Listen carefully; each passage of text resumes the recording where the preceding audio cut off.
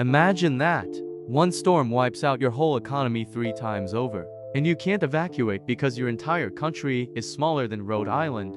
This is what Prime Minister Mia Mottley faces. And instead of giving up, she's fighting back by trying to change how the whole world works. She leads a tiny island with fewer people than Austin, Texas. But when she speaks, presidents listen. The head of the World Bank listens. The leader of France listens. She's the longest-serving female leader in the world right now. Her party won every single seat in parliament. Not most seats. Every single one. Then they did it again. Now she's telling rich countries they need to pay up. She's created a plan that could raise hundreds of billions of dollars to help poor countries survive climate change. And the world is actually listening. This is how a girl who loved reading books grew up to challenge the most powerful people on earth. This is the story of Mia Amor Mottley, born into a political family in Bridgetown. Young Mia watched her grandfather become the first mayor of Bridgetown. Her father worked as a lawyer and diplomat.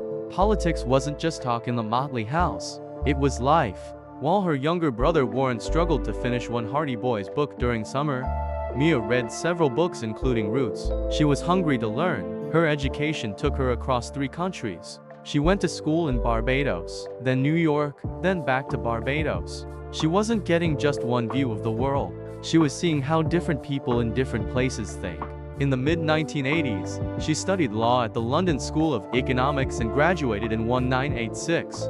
Most people at 26 are just starting their careers. Mia ran for parliament. She lost by less than 200 votes, but losing didn't stop her. It made her stronger. Between 1991 and 1994, she worked as an opposition senator. She was the shadow minister of culture and community development. In her mid-20s, she was already helping make policy. She sat on committees dealing with crime and domestic violence. She was learning how government actually works when her party won in 1994.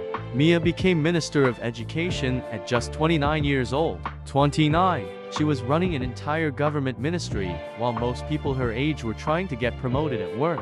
She created the Education Sector Enhancement Program, called EduTech. The goal was to get more young people involved in building Barbados's future, but she didn't stop there. In 2001, she became Barbados's first female Attorney General, the country's top lawyer. In her 30s, she was handling criminal justice reform, fighting corruption, dealing with maritime boundary disputes. She wasn't just watching history, she was making it. In 2003, she became Deputy Prime Minister. For 5 years, she was the second most powerful person in Barbados. She was building relationships, learning how power really works. Then her party lost the 2008 election. The party leader quit. On January 19, 2008, Mia was elected as the new leader of the Barbados Labour Party. At 42, she became the first woman to ever lead the party. But here's where her story shows what she's really made of. In October 2010, 5 members of her own team voted against her. She was kicked out as leader. The former prime minister took back control. For most politicians, that would be the end. The shame and betrayal would make them quit. Not Mia Mottley. She waited. She worked. She prepared. In February 2013, after another election, her colleagues elected her as leader of the opposition again. She was back, stronger than before. For 5 more years, she led the opposition. She went to town halls. She walked through villages. She talked to fishermen, teachers, nurses, and farmers. She listened to their problems because she really cared about fixing them. Then came May 24, 2018. Everything changed. The Barbados Labour Party won every single seat in Parliament. All 30 seats. They got 73% of the vote, the highest share ever in Barbados history. On May 25, 2018, Mia Amor Mottley became Prime Minister of Barbados, the first woman ever to hold the job. She was 52 years old. The girl from the political family had made it to the top, but becoming Prime Minister was just the start. She took over a country drowning in debt and facing economic crisis.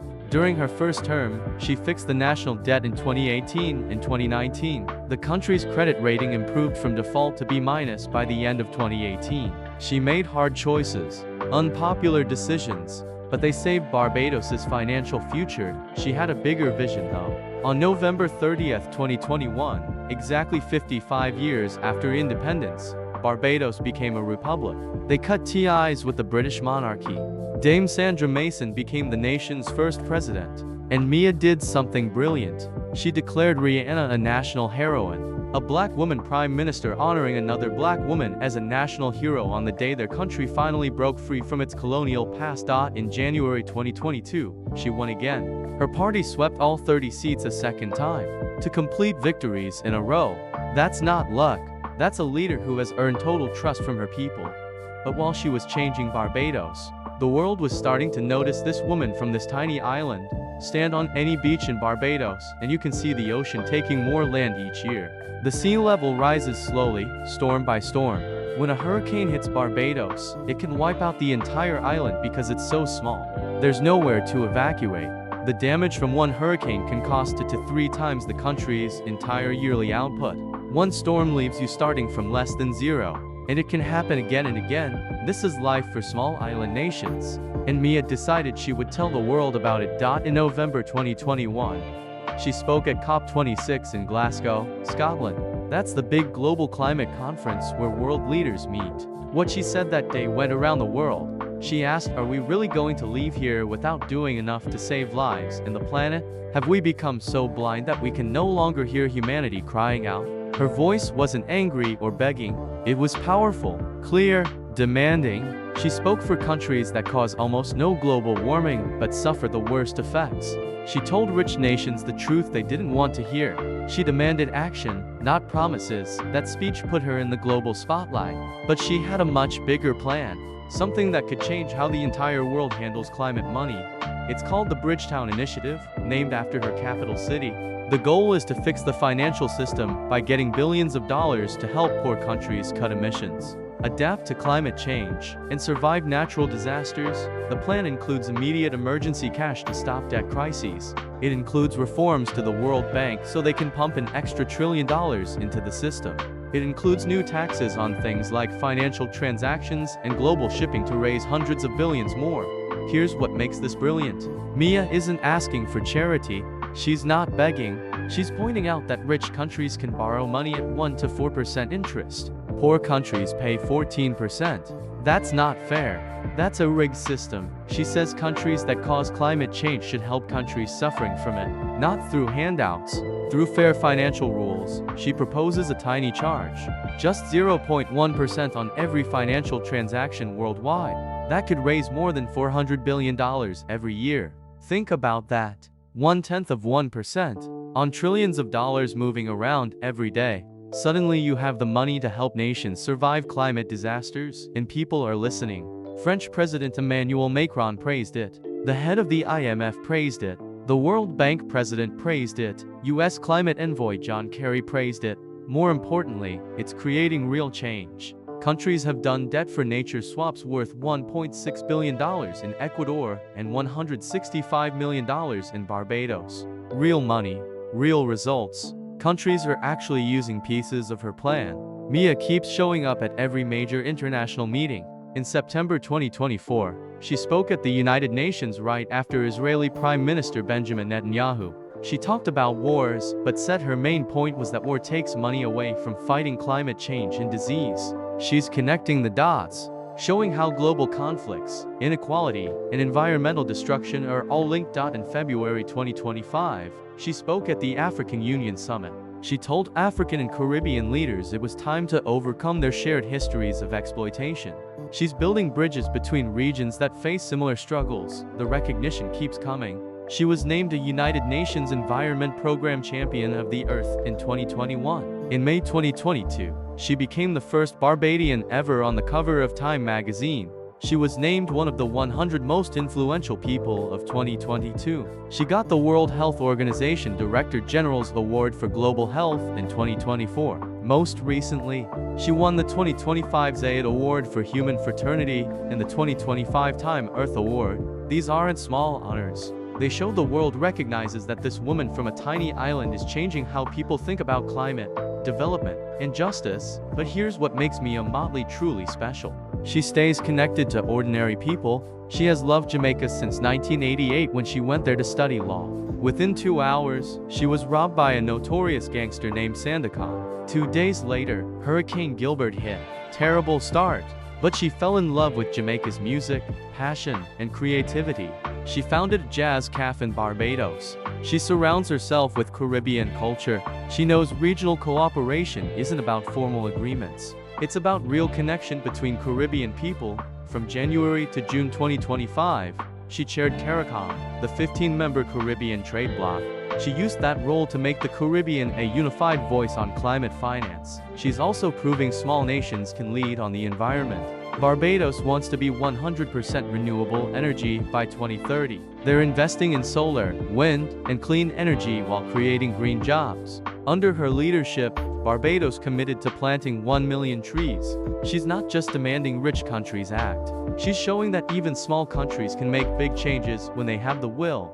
When she spoke to students at Sciences Po in Paris, she told them about fairness and togetherness. She said, "Your role is to come out with the ability to think and use good judgment, and never lose compassion. Without heart, your brain goes nowhere." That's her philosophy. Intelligence without empathy is useless. Power without compassion is dangerous. She believes the world survives only if we take care of the most vulnerable. She's not afraid to call out historical injustices. She points out that Haiti paid a terrible price for wanting freedom, that the African Union deserves a seat at major international tables. Her speaking style is special. Barbadians are proud of Mottley. Her speeches get replayed at home. She has a gift that goes beyond just speaking well. She speaks with conviction, emotion, and authenticity. When she talks about climate change threatening her island, you believe her. She lives that reality every day. When she challenges rich nations, you listen. She's earned the right to make those demands. Of course, leading at this level comes with challenges. Critics say she's less popular at home than abroad. Daily struggles with crime and cost of living matter more to people than climate talks. Some worry she holds too much power since she's both Prime Minister and Finance Minister. Homicides in Barbados, though still low, reached a record in 2024. The cost of living is among the highest in the Caribbean. These are real problems that need real solutions. Being an international climate star doesn't automatically fix problems at home. But Mia Mottley has never run from difficulty. She's never taken the easy path. The woman who got kicked out of leadership and came back stronger knows how to handle hard times. She's the longest currently serving female state leader in the world. In a world where women leaders are rare, she's outlasted them all. Still going strong, still pushing her agenda, still fighting for her people and for poor nations everywhere. She's seen as a leading candidate to become the next Secretary General of the United Nations. Imagine that. A woman from an island of less than 300,000 people potentially leading the entire United Nations. It sounds impossible, but nothing about Mia Mottley's career has followed normal rules. Her story teaches us powerful lessons.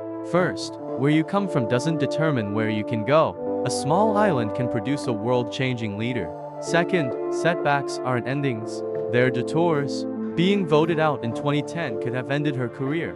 Instead, it became part of her comeback story. Third, moral authority matters. You don't need the most powerful country or the biggest military to influence the world. If you speak truth, fight for justice, and represent the voiceless with conviction, the world will listen. Fourth, intelligence must be paired with caring. Mia Mottley isn't just smart, she genuinely cares about people, especially the most vulnerable. That compassion drives everything she does. Her current term continues, with elections required by January 2027 at the latest. Mia Mottley stands at an interesting crossroads. She could keep leading Barbados, building her legacy at home while pushing the Bridgetown Initiative forward. She could aim for an international job like a Secretary General, taking her vision to the global stage. Whatever path she chooses, one thing is certain.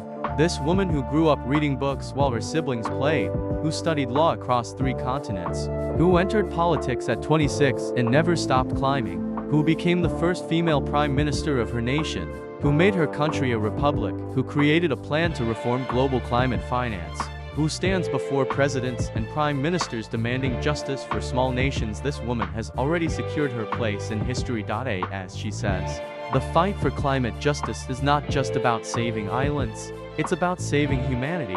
That's the essence of Mia Mottley's legacy. She's fighting not just for Barbados, not just for small island states. She's fighting for a vision of how the world should work.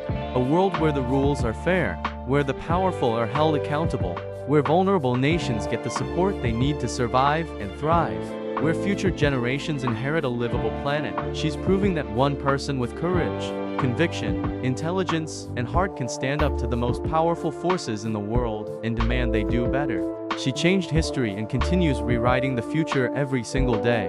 One speech, one initiative, one barrier-breaking achievement at a time. If Mia Mottley's story inspired you, hit that like button and subscribe for more stories about leaders who are changing the world. Share this video with someone who needs to hear that where you start doesn't determine where you finish. And drop a comment below what lesson from Mia's journey resonated with you most. Was it her comeback after being ousted, her fight for climate justice, or her refusal to let her country's size limit its voice? The world needs more leaders like Mia Mottley, leaders who care more about results than recognition, who fight for the vulnerable, not just the powerful, who understand that real change requires both intelligence and heart. Thanks for watching. Now go make your own impact, no matter how small your starting point might seem.